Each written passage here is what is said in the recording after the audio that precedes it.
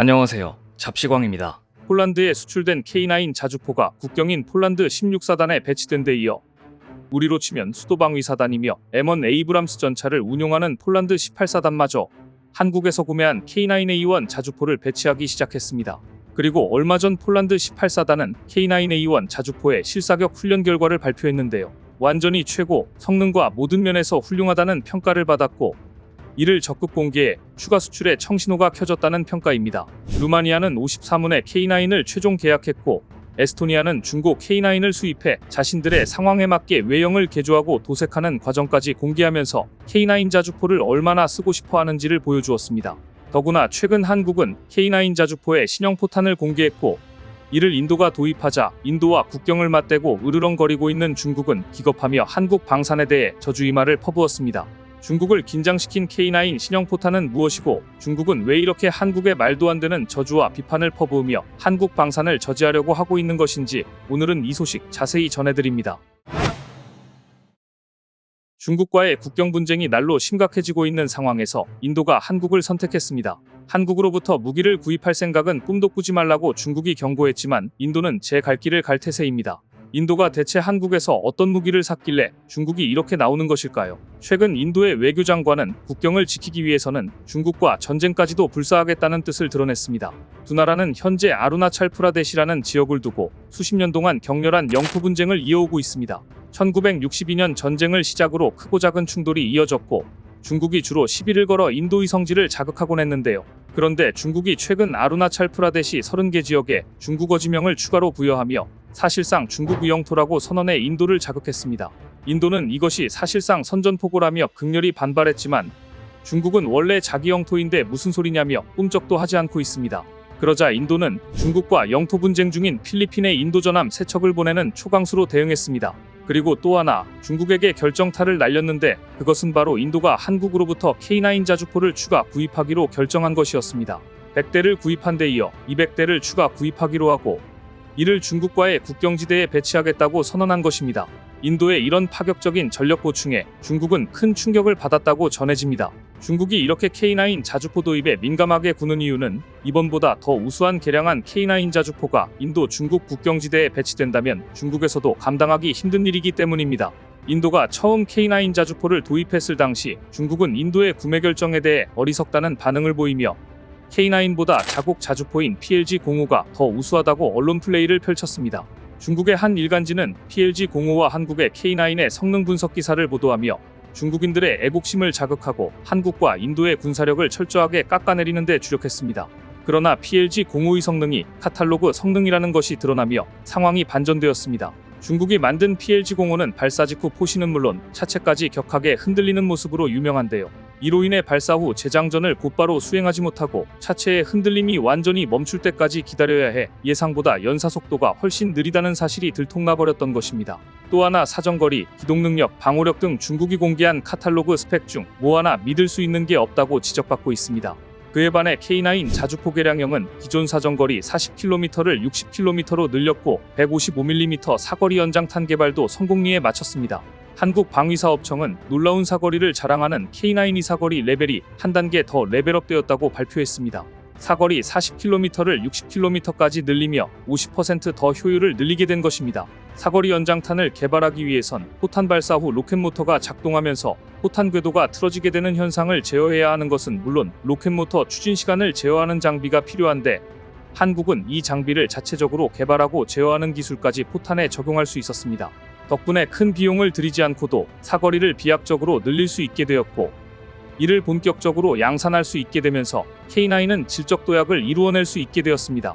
현재 K9 자주포를 원하는 나라들은 줄을 서 있는데 미리 구매 계약을 체결한 인도는 의도치 않게 횡재를 한 것이나 다름없는 상황입니다. 이미 200대 수입을 결정지은 인도는 추가 계약을 통해 155mm 사거리 연장까지 공급받을 수 있게 된 것입니다.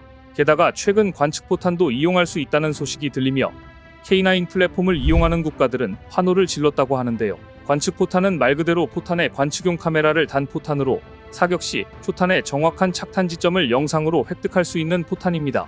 이 정보를 데이터 링크를 통해 전달받으면 다음 사격에서 더욱 정확한 지점을 폭격할 수 있는 것으로, 이는 긴급한 상황에서 관측 데이터를 제공받지 못하고 견제 사격에 나서야 할 때 매우 유용한 포탄입니다.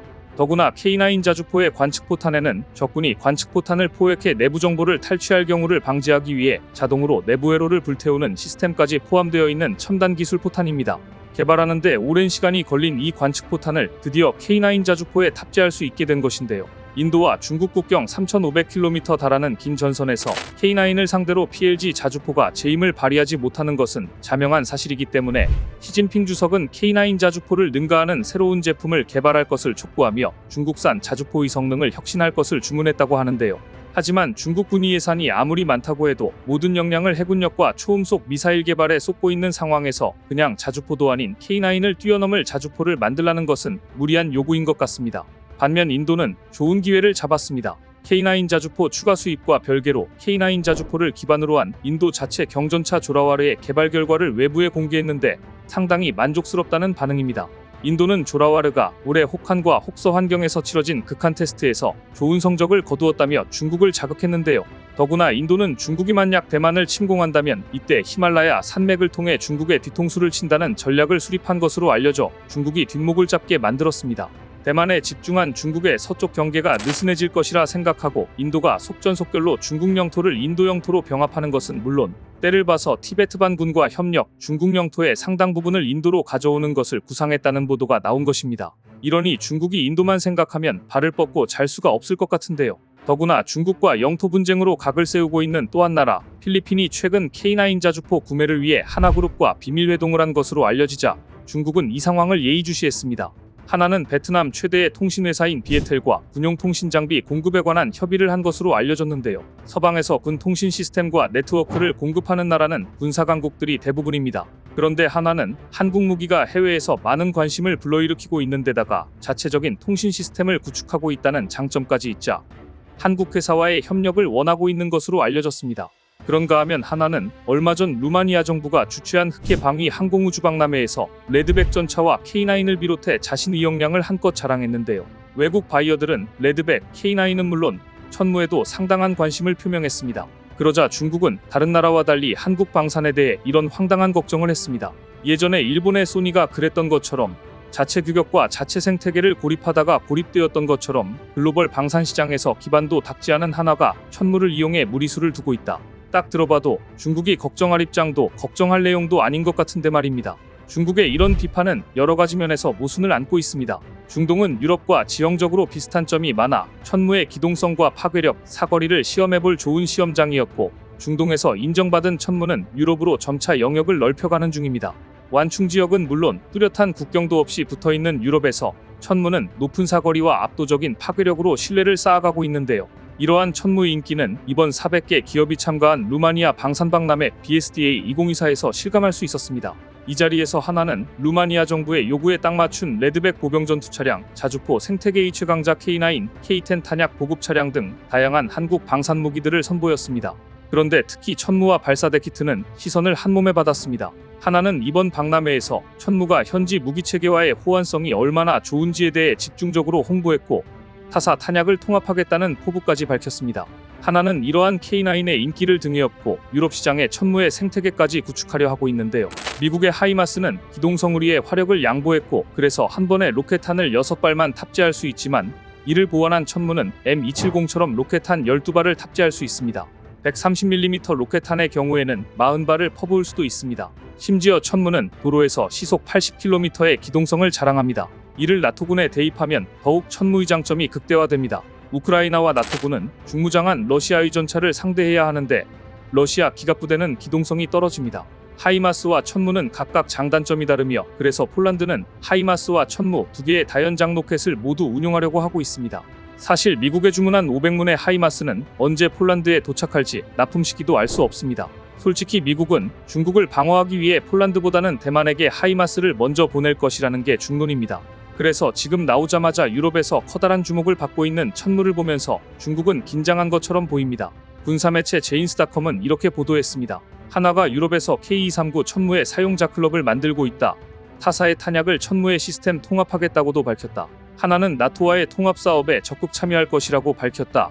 이미 하나는 폴란드 자체 국방과 운용을 통일하고 있다. 한마디로 한국의 K9과 천무를 중심으로 유럽이 뭉치려는 낌새가 느껴지자 중국이 예전에 일본의 소니가 자체 규격과 자체 생태계를 고립하다가 고립되었던 것처럼 글로벌 방산 시장에서 기반도 닦지 않은 한화가 천물을 이용해 무리수를 두고 있다며 한국을 견제하려 한 것입니다.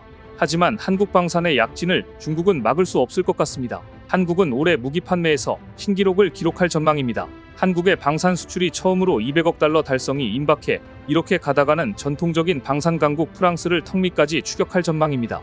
올해 절반이 지난 지금 이미 한국 방산 수출액이 200억 달러 달성이 가능하리라는 전망이 나올 정도로 수주가 줄을 잇고 있습니다.